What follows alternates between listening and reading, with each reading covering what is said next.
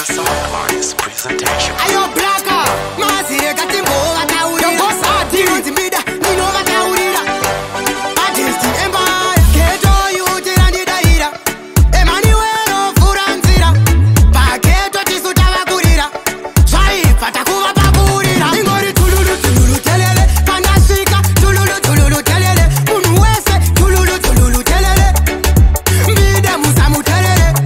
Ingori tululu tululu telele. Pandashika tululu tululu telele. Munuwese tululu tululu telele. Mbide musamu telele. Toshika neku tululu ka tululu. Pakuru neva diki bururururu. Mombe tino chema mururururu. Pamangoma ndo shirova dundundundundu. Mapurisa e mangoma mangongongongongongong. Jesu tina kona mangongongongongong. Keto yuti ingori tululululu. Tinindino na kitsa shimumumumumu. Ingori tululu tululu telele. Pandashika tululu tululu telele. Munuwese tululu tululu telele. Mbide musamu telele. Ingori tululu tululu telele. Pandashika tululu tululu telele. Munuwese tululu tululu telele. Mbide musamu telele. Nguva yangu ya kwana ndakutululuka. Nyarara imese ndakurudunuka.